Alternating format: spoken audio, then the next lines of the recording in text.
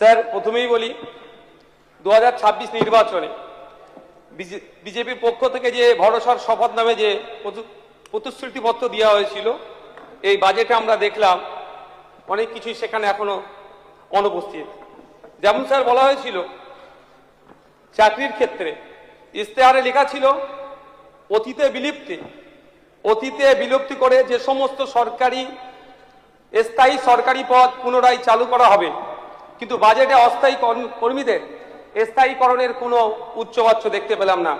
হ্যাঁ স্যার, কিছু ক্ষেত্রে তাদের সাম্মানিক বেড়েছে, কিন্তু আবারও অনেক অস্থায়ী চুক্তিভিত্তিক যারা কর্মী আছে তাদের বাড়েনি। যেমন পঞ্চায়েতের কম্পিউটার অপারেটর, NSKF টিচার, উচ্চ মাধ্যমিক চুক্তিভিত্তিক টিচার, কমিউনিটি হেলথ অ্যাসিস্ট্যান্ট, স্যাট, MSK SSK টিচার সহ অনেক সেক্টরে যারা আছে তাদের বাড়েনি।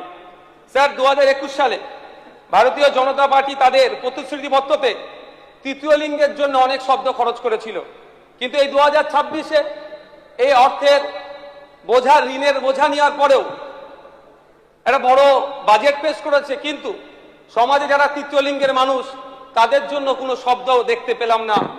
আমি আশা করব পরবর্তী সংযোজনীতে মাননীয় অর্থমন্ত্রী মহাশয় এই সমাজে তৃতীয় লিঙ্গে যারা আছেন তাদের জন্য বিশেষ প্যাকেজ বা কাজের ব্যবস্থা করবেন।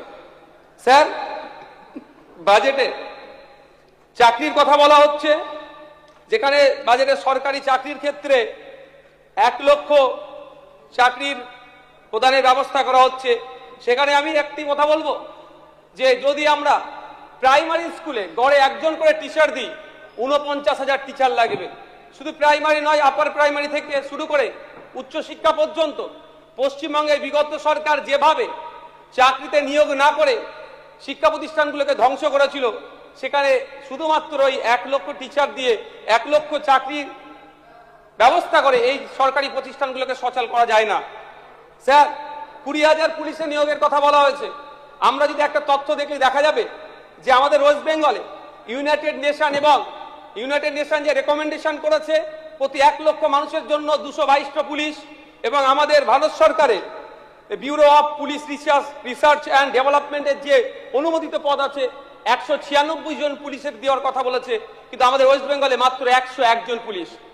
তাই 20,000 পুলিশ দিয়ে যে ব্যাপক শূন্য পদ আছে সেটা পূরণ করা যাবে না।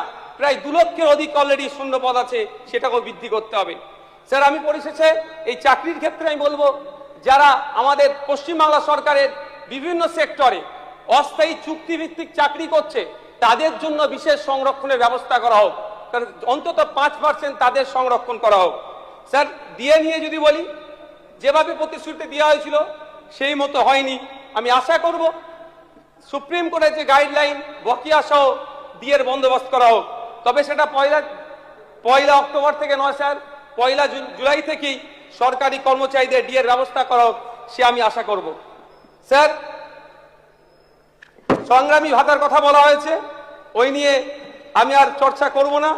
অবশ্যই ভাতার থেকে বড় কথা স্যার, যারা মিথ্যা মামলা দিয়ে আমাদেরকে অন্যায়ভাবে জেল খাটিয়েছে, শ্লীলতাহানি থেকে শুরু করে বিভিন্নভাবে চুরির মামলা দিয়েছে, সেইগুলোকে খুঁজে বার করা হোক। তাদেরকে স্যার জেলে রাখলে আমরা আমাদের ভাতাটাই মনে করবো এটা শ্রেষ্ঠ।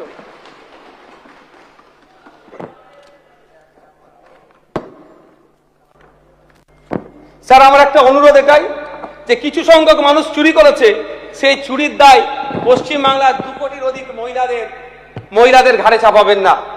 আমরা যেখানে তৃণমূল আছে আর দুর্নীতি হবে না, এটা আমরা কোনোদিনই ভাবতে পারি না। যেখানে তৃণমূল সেখানেই দুর্নীতি, আর যেখানে দুর্নীতি সেখানে তৃণমূলের উপস্থিতি আছে। কিন্তু তারা লক্ষ্মীর ভান্ডারে দুর্নীতি করেছে বলে এমন জটিল ফর্ম তৈরি করে, বিশেষ করে গ্রামীণ আর নিরক্ষর মহিলাদেরকে ফর্ম ফিল-আপের জটিলতার দিকে ফেলবেন না। আমি অনুরোধ করব মাননীয় অর্থমন্ত্রীর কাছে, বুথ স্তরে, পঞ্চায়েত স্তরে, ওয়ার্ড স্তরে সরকারি কর্মচারীদেরকে দিয়ে ভেরিফিকেশন করে দ্রুততার সাথে এই অন্নপূর্ণা ভান্ডারের তাদের যাতে প্রকল্পের মধ্যে আসে তার ব্যবস্থা করা হোক। হ্যাঁ, এই নির্দেশনা দিক সরকারের পক্ষ থেকে, যারা ভেরিফিকেশন করার দায়িত্ব নেবে তাদের এন্ড থেকে যদি কোনো গোলযোগ হয় তার রেসপন্সিবিলিটি তারা নেবে। তাহলে দেখলে দেখা যাবে একটাও ভুল ভেরিফিকেশন হবে না। যেখানে আপনার জিরো টলারেন্সের কথা বলছেন, দায়িত্ব তাদের হাতে তুলে দেন, তাদের কাছ থেকে দায়িত্ব আপনারা বুঝে নেবেন। স্যার উচ্চশিক্ষায় ড্রপ আউটের জন্য যে আপনি স্কিম নিয়ে এসেছেন, অবশ্যই স্বাগত জানাবো। কিন্তু স্যার এখানে উচ্চশিক্ষা পর্যন্ত পৌঁছানোর আগে উচ্চ মাধ্যমিকের স্তরে 2024 থেকে 2025 যদি তথ্য দেখি, এক বছরে প্রায় 3 লক্ষ ড্রপ আউট হয়েছে। তাহলে আমাদেরকে প্রথম মাধ্যমিক উচ্চ মাধ্যমিক স্তরেও যাতে ড্রপ আউট না হয় তারও পলিসি আনতে হবে। আর এই 50,000 টাকা এককালীন যে সহায়তার কথা বলা হয়েছে, আমি অনুরোধ করবো স্যার এটা অন্তত 3টে পার্টে দেওয়া হোক। এটাও তো হতে পারে যে আমি ফার্স্ট ইয়ার অ্যাডমিশন নিলাম, ফার্স্ট সেমিস্টারে অ্যাডমিশন নিলাম, অ্যাডমিশন নিয়ে 50,000 টাকা নিয়ে আমি পড়াশোনা ছেড়ে দিলাম। যেই লক্ষ্য উদ্দেশ্য নিয়ে 1000 কোটি টাকা পশ্চিম বাংলার জনগণের ট্যাক্সের টাকা বরাদ্দ করা হচ্ছে, সেই সার্থক যেন হয়। সুতরাং এটাও বিবেচনা করা দরকার, অন্তত 3টে পার্টে টাকা দেওয়ার ব্যবস্থা করা হয়।